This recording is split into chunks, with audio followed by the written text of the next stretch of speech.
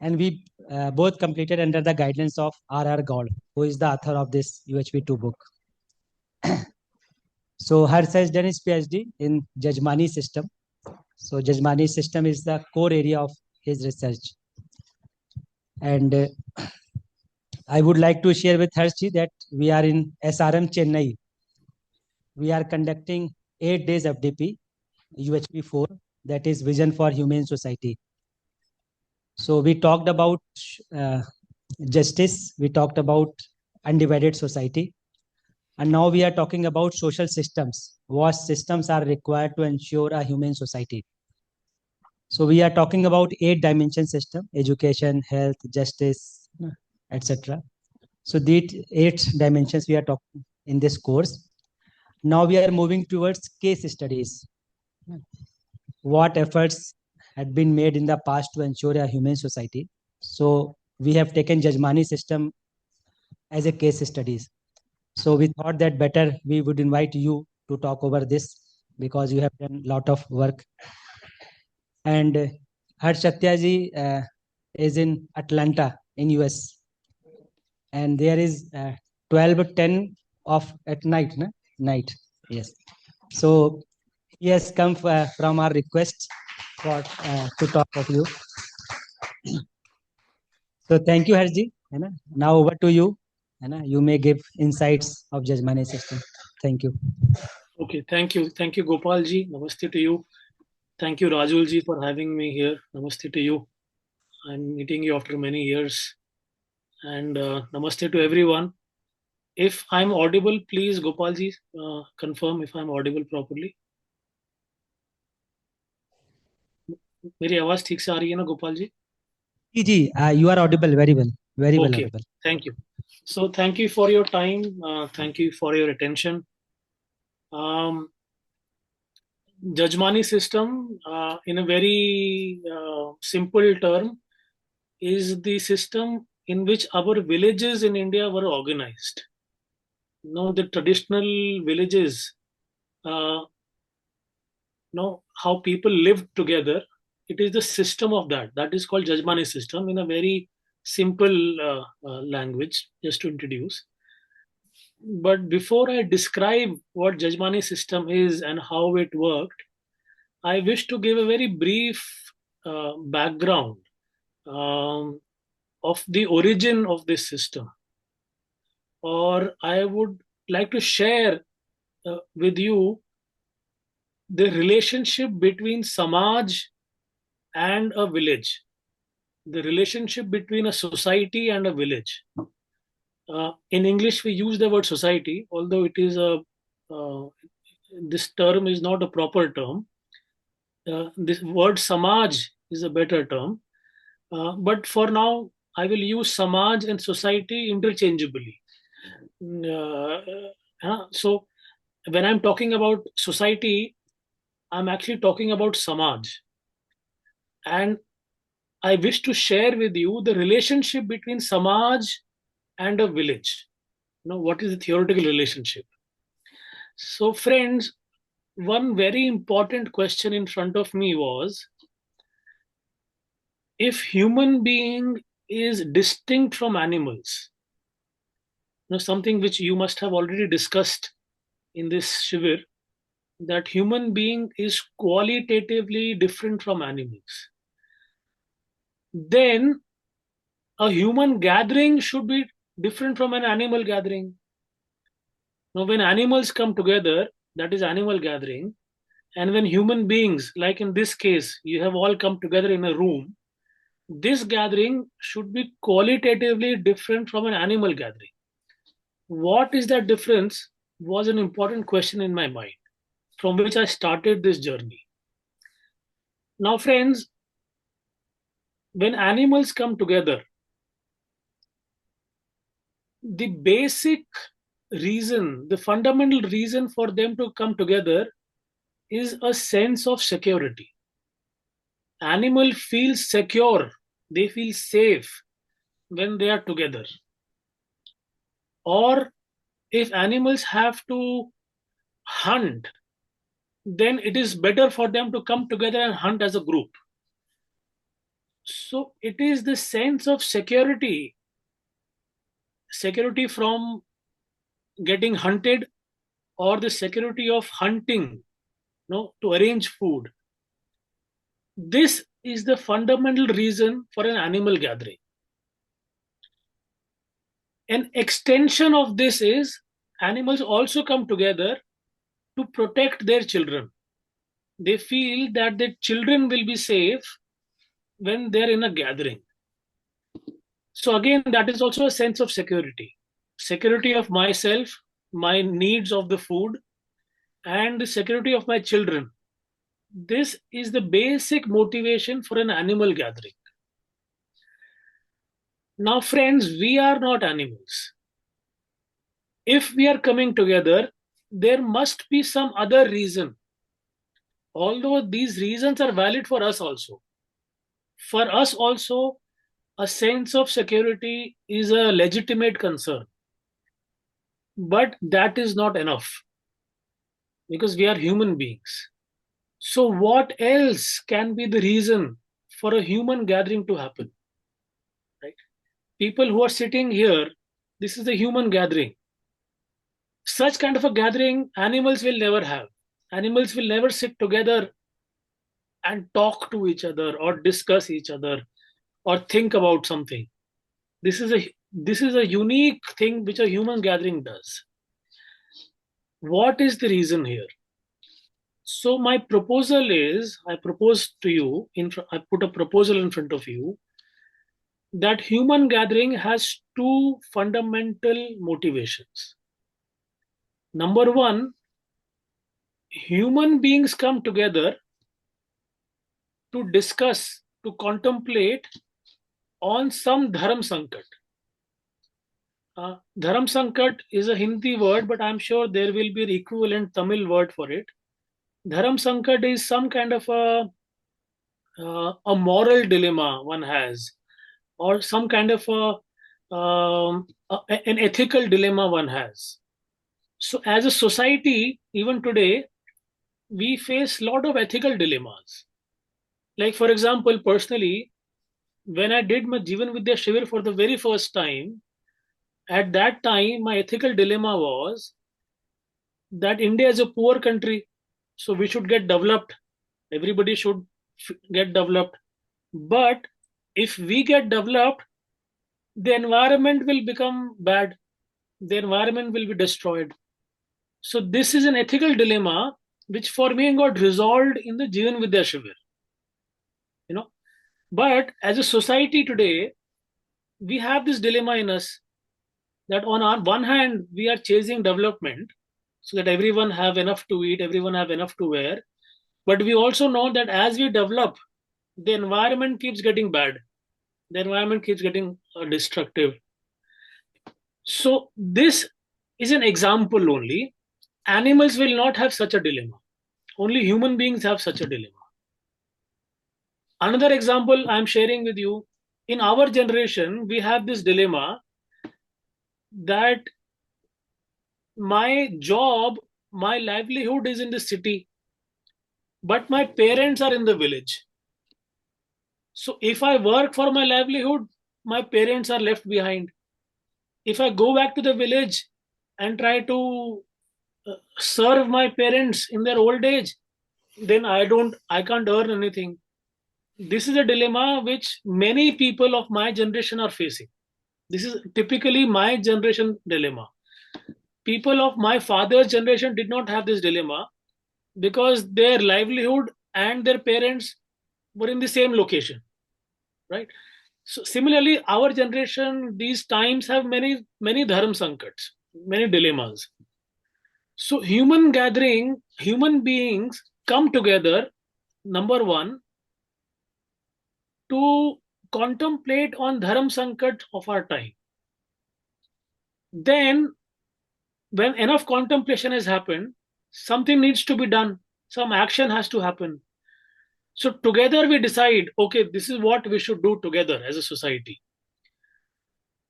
This is the second aspect of coming together.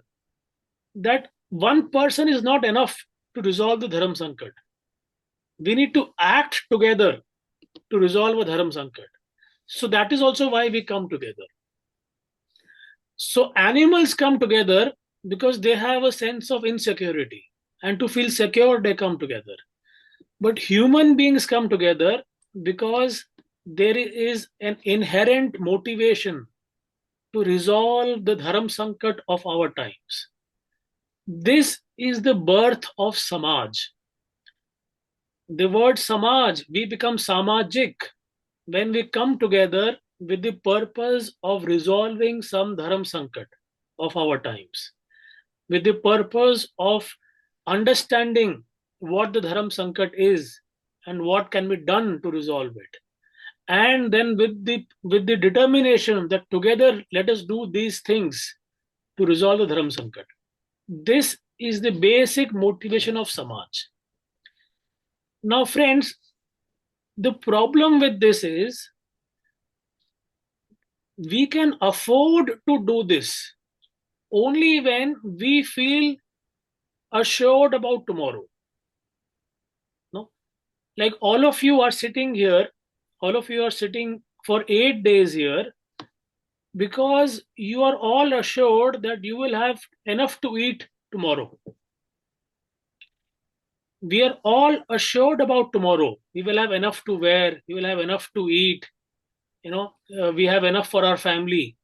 This assurance, because we have, that is why we can come and sit together and discuss the problems of society, the problems of our time. Suppose we did not have that assurance. Suppose I am worried about tomorrow, then I will not sit here. Or even if I sit here, I will not be immersed. I will be thinking about my livelihood. So, for me, the condition for me to be samajik is when I feel assured about tomorrow. That tomorrow everything is fine. I am fine. My family is fine. We will have enough to eat. We will have enough to wear. We will have enough roof on our heads. Our health will be okay. All our physical needs are assured for tomorrow. When I am assured about tomorrow, then only I will be willing to become a member of Samaj. This assurance is given by the village. The purpose of a village is to assure all families about tomorrow. Why? Because only when we are assured out about tomorrow, we can participate in discussion, in contemplation on dharma, on adharma, on the right and the wrongs. So, Jajmani system or the system of the village, what is the purpose? Its purpose is that all the families which live in the village should feel assured about their well-being. Why? Because then they can think about uh, other important issues. No? The rights, the wrong, the dharma, the adharma, the right behavior, no, knowledge, such things. So this is the background of Jajmani system. Now, how does it assure each family? This is what now I will describe to you briefly. So in a Jajmani system,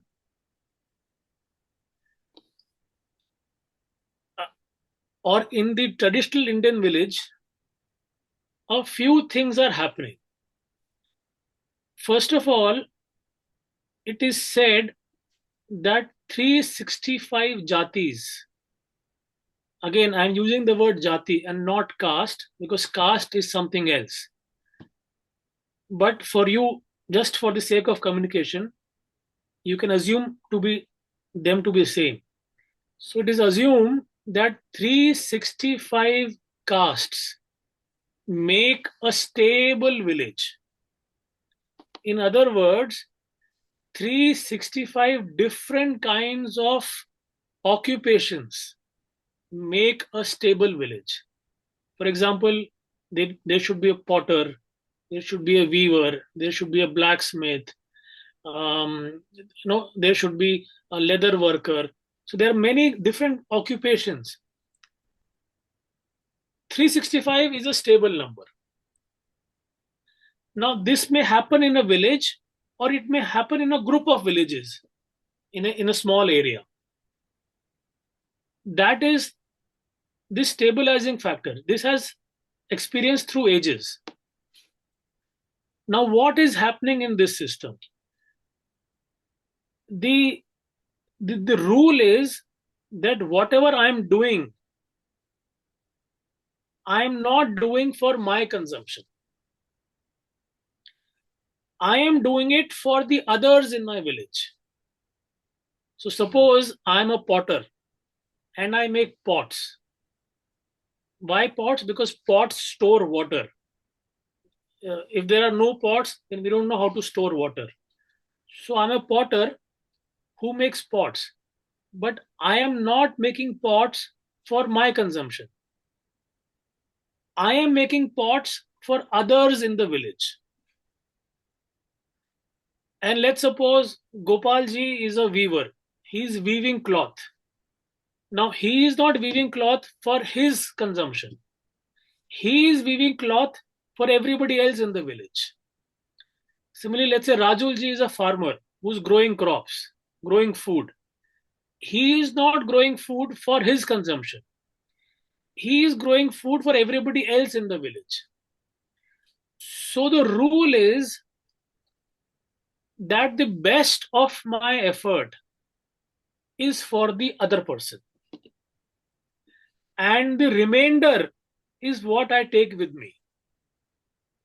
So if I'm a potter making pots, I first make pots for all of you. Once your needs are fulfilled, the remaining time I make pots for myself. If Rajulji is a farmer growing crops, at the harvest, once the crop is ready, each one of you will come and take your share. The remaining portion is what Rajulji will take his home. So all the effort, the best of the effort is for my judgman. You are my judgman, on whose behalf I am making pots. Okay. This needs to be understood. What has happened in modern times is the opposite. In modern times, we believe that we are doing work for our fulfillment. It is totally opposite. In the Jajmani village, we are doing work for the fulfillment of the other person. Now, how is this practically ensured? So suppose we are a village. Suppose this room is a village. And in this village, suppose there are 4 potters. There are 4 families who make pots.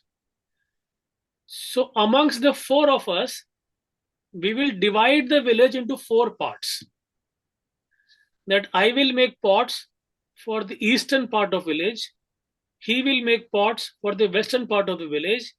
The 3rd family will make pots for the northern part, and the 4th family will make pots for the southern part. So we have divided the village into four clienteles, or 4 set of clients. Client is not a good word.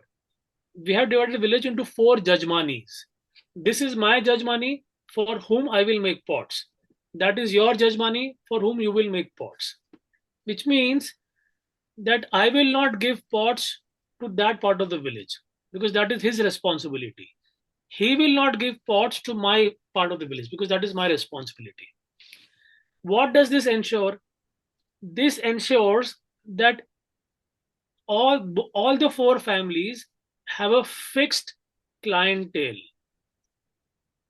In return of this, I get served by the weaver, I get served by the farmer, I get served by the leather worker. Why? Because I am serving my dedicated clientele. This ensures a security of livelihood. Because I have a fixed clientele, therefore my livelihood is ensured through that. You see, friends, what has happened in modern times, this problem of unemployment.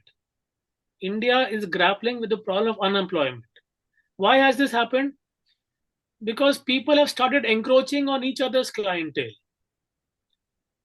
So, for example, there can be a big factory making pots who has encroached over lakhs of potters' clientele. So, all the potters are now suddenly jobless because somebody is making pots in thousands and lakhs. Or there can be a cloth mill which is making cloth for thousands and lakhs of people. So, suddenly all the weavers have become unemployed. So, this problem of unemployment is a very recent problem in India, last 150 years. For thousands of years, India never had a problem of unemployment.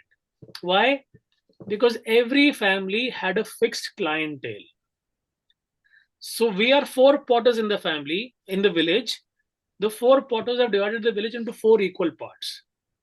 Similarly, let's say Gopal Babu is a weaver and there are two weavers in the village. So the two weavers divide the village into two parts, no, as their own clientele. Let's say there are 10 farmers in the village. The 10 farmers will divide the village into 10 equal parts. So each jati, each caste has a fixed clientele divided amongst themselves. This ensures their livelihood. Now imagine what will happen when my son grows up. So I'm a potter and I have a son. As he's growing up, he's learning the skill of pottery in the family itself. He does not have to go out anywhere in school or college to learn pottery. He's learning pottery while he grows up in the family. And he inherits the clientele which I have. So he's also not going out anywhere looking to sell his pots. So as a child grows, he's both learning the skill and also inheriting the clientele. So is the case with Gopal Babu's children. As his son will grow, he will learn weaving in his family and he will inherit the clientele which Gopal Babu has. This way, I am not only assured about my livelihood, I am also assured about my children's livelihood. Even the future generation, I'm assured about. Friends, this is a big security. The sense of livelihood, the security of livelihood is a big security, a very fundamental security, which this system is providing because of fixed clientele. Now, for this to function, it means that the relationship between you and me, it is bi-directional. So when I am making pots, you are my judgeman. I am making it for you. But when you are weaving cloth, then I am your judgeman. You're weaving it for me. So we are both working for each other. This is a bi-directional relationship. It is not that some people are working for some people. No. In one context, I am your judgeman. In the other context, you are my judgeman.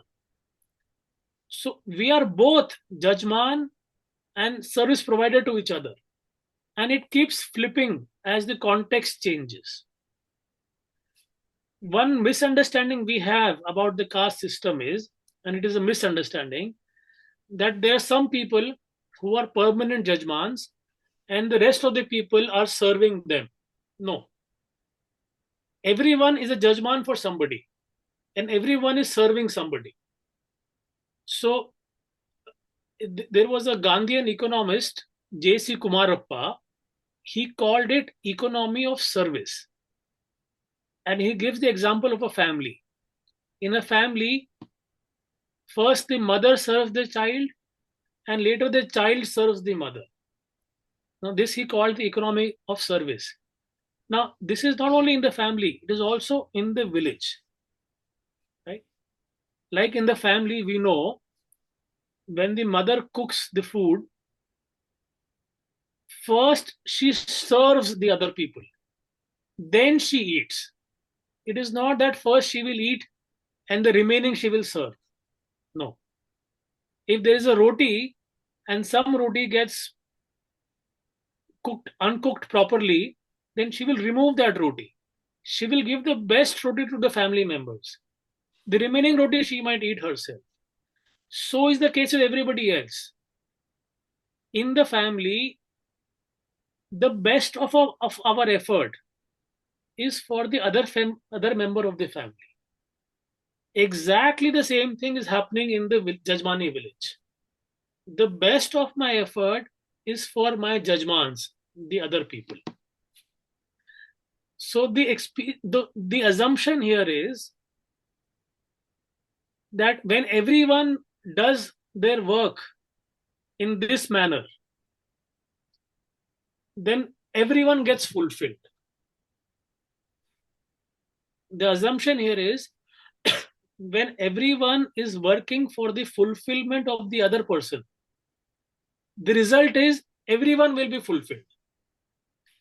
Conversely, if everyone starts working for the fulfillment of oneself, then we don't know what will happen. And our history, our experience tells us this is what made the village a stable unit.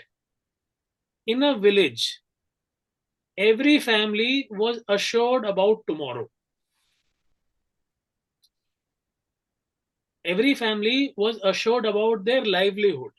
There was nobody unemployed in the village because of this principle.